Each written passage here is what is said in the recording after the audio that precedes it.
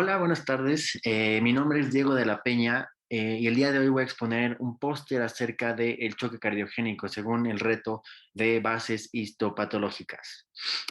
Y bueno, este es mi póster, ¿no? Y para empezar con el póster, me gustaría definir el estado de choque.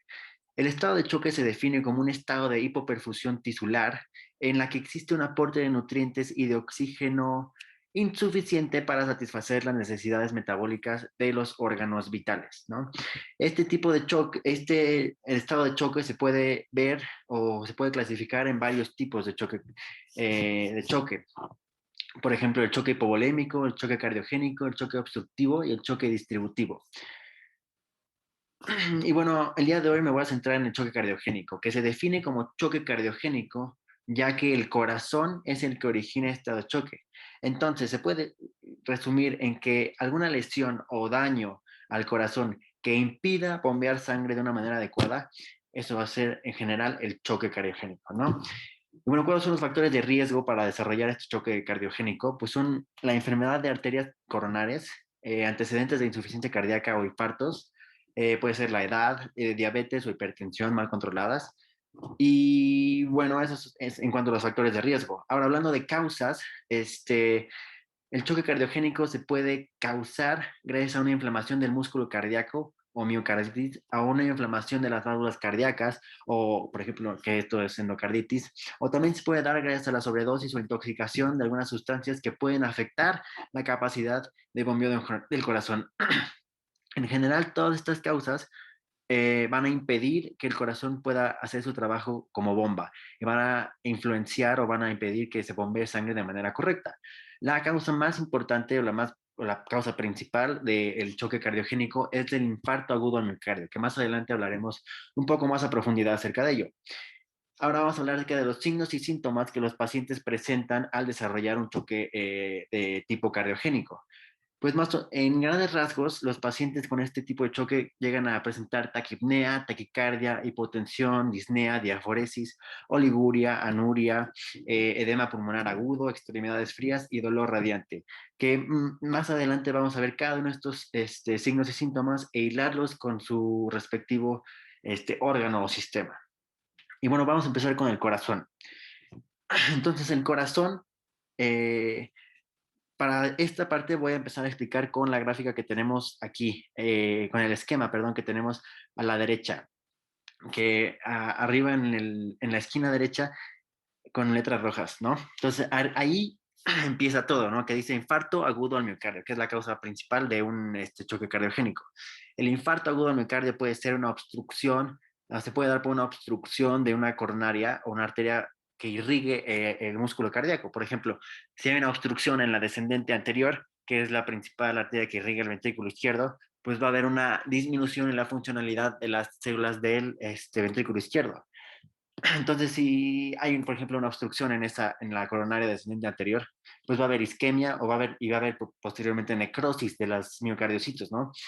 Y al haber necrosis se van a liberar las proteínas intracelulares, que son las famosas enzimas cardíacas, ¿no? Que son detectables en pruebas de sangre, ¿no? Como son la troponina, la mioglobina, la proteína, la sinasa, ¿no? Creatinina sinasa, perdón. Y bueno, enfocándonos más en esto, ¿cómo va a afectar que una parte del tejido del miocardio o una parte del ventrículo izquierdo esté necrosado? ¿Cómo va a afectar eso en general a todo el cuerpo o la circulación sanguínea? Pues al haber esto, al haber daño o muerte celular, va a provocar, ¿no? Una disminución en la funcionalidad de las células, como ya dije, que esto va a ocasionar que la fuerza de contracción o la contractilidad de este ventrículo izquierdo se vea disminuido. Y aquí aparece en el esquema, ¿no? Que las contracciones más débiles van a ocasionar que disminuya el volumen latido y a su vez esto va a hacer que disminuya el gasto cardíaco y a su vez esto va a hacer que disminuya la presión arterial. Ahora, cuando se disminuye la presión arterial, mecanorreceptores o vasoreceptores de las grandes arterias van a sensar que hay una baja o hipotensión, ¿no? Entonces se va a empezar con una estimulación simpática. Esta estimulación simpática se basa en incrementar la frecuencia cardíaca y la vasoconstricción de arteriolas periféricas y venas periféricas, ¿no? Entonces, para explicar lo de la vasoconstricción, cuando se vasoconstriñen las arteriolas periféricas, lo que va a suceder es que se van a cerrar, o sí, va a incrementar la resistencia vascular sistémica hacia órganos, por ejemplo, del tracto gastrointestinal, la piel, el músculo esquelético, con el fin de crear un flujo preferencial hacia los órganos vitales, de manera que la poca sangre que se está eyectando pueda llegar a los órganos vitales y para poder permanecer con vida. Estos órganos son cerebro, corazón y riñones. Entonces, aquí es cuando llega este concepto de choque frío, ¿no? Entonces, cuando se disminuye el flujo sanguíneo hacia órganos pues, no tan importantes o no vitales en sí, por ejemplo, la piel, el músculo estriado o el tracto gastrointestinal, en especial la piel, ¿no? La piel y, por ejemplo, la mano o los pies, ¿no? Al disminuirse el flujo sanguíneo hasta estas partes del cuerpo, se va a dar lo que se conoce como choque frío, ya que como disminuyó el flujo sanguíneo, va a disminuir la temperatura de esas áreas. En general, eso es más o menos lo que pasa a grandes rasgos con el corazón. Ahora, ¿cómo esta falla en el corazón va a afectar otros sistemas como el sistema renal o el sistema pulmonar? Y bueno, principalmente en el sistema pulmonar, lo que se va a ver principalmente es la hipoxia, ¿no? Que ya como no hay sangre, o como hay una deficiencia de sangre y por ende de oxígeno, va a haber una hipoxia. Y la respuesta natural de los pulmones ante una hipoxia es respirar o incrementar la tasa de respiración, ¿no? Entonces se va a dar taquipnea. Y esto es un círculo medio vicioso porque al haber hipoxia se va a fomentar que se respiren más veces en un minuto, ¿no? Taquipnea. Y a su vez, respirar más veces en un minuto va a ocasionar que se incremente el metabolismo, bueno, sí, las necesidades metabólicas de los músculos en la respiración. Por ende, esto va a perpetuar el estado de choque más que ayudarlo. Por ende, se va a dar también disnea y la alcalosis respiratoria, ¿no? Porque estás respirando muchas veces y estás metiendo mucho oxígeno y sacando CO2, se va a dar alcalosis respiratoria. Entonces, eh, hay otro concepto aquí muy importante que es el edema agudo pulmonar. Este es uno de los principales complicaciones que se puede dar al nivel pulmonar en cuanto al choque cardiogénico.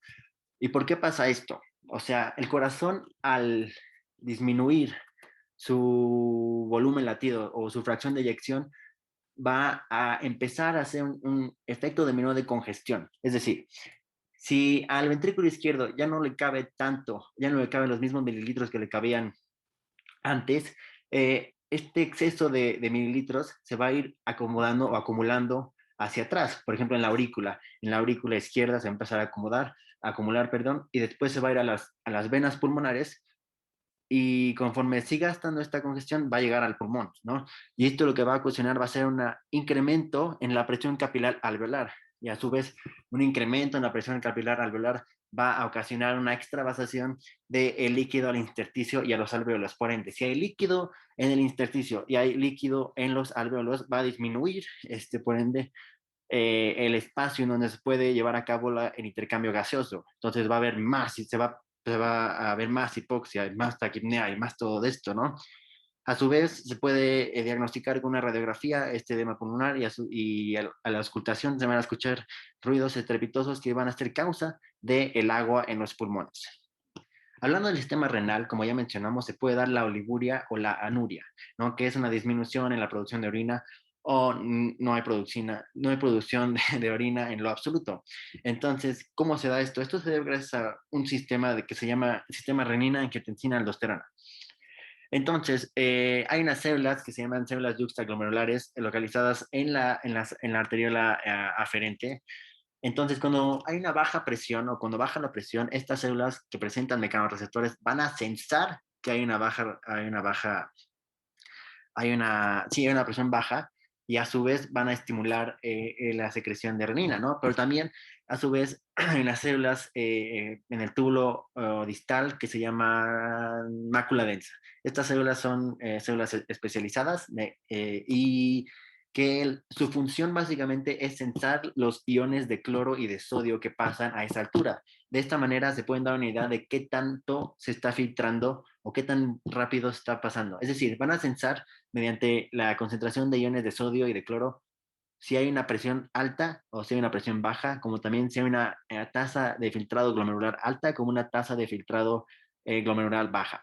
Entonces, estos estímulos, por ejemplo, si hay una tasa de filtración glomerular baja, pues va a haber menos filtrado y van a llegar menos iones de sodio y de cloro a esa zona, por ende va a decir, no, está faltando presión y está faltando que se filtre, ¿no? Entonces va a estimular a las células yuxtaglomerulares, como también las células yuxtaglomerulares van a ser estimuladas por la disminución en la presión, por los mecanorreceptores, y van a producir una enzima que se llama renina. La renina va a entrar a la circulación sistémica y en la circulación se va a encontrar con una proteína grandota que se llama angiotensinógeno. El angiotensinógeno es aproximadamente de 400 aminoácidos y al encontrarse se van a interactuar y la renina va a romper un cacho de la proteína angiotensinógeno, va dejando un cacho de aproximadamente 10 aminoácidos. Este se va a llamar angiotensina 1. Ahora, este angiotensina 1 va a seguir en el torrente sanguíneo, va a circular, principalmente va a llegar a los pulmones, que en los pulmones es donde las células endoteliales van a presentar esta enzima convertidora de angiotensina tipo 2. Y aquí se va a interactuar y van a, igual, se va a quedar un cacho de 8 aminoácidos que se llama angiotensina 2, que la angiotensina 2 es un súper vasoconstrictor. Entonces, lo que va a hacer la angiotensina 2 a grandes rasgos es va a incrementar la presión y va a incrementar la tasa del filtrado glomerular, ¿no? Sin embargo, va a estimular la reabsorción de sodio y de agua.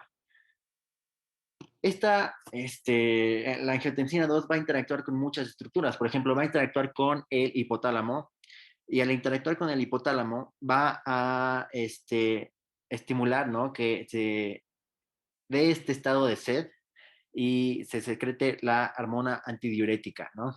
No, digo, sí, la hormona antidiurética. La hormona antidiurética va a actuar en el túbulo distal mediante las acuapurinas para estimular la reabsorción de agua, igual al torrente sanguíneo. Y a su vez, otro órgano en donde puede actuar la angiotensina tipo 2 es en la corteza de la glándula suprarrenal, en donde se va a estimular la producción de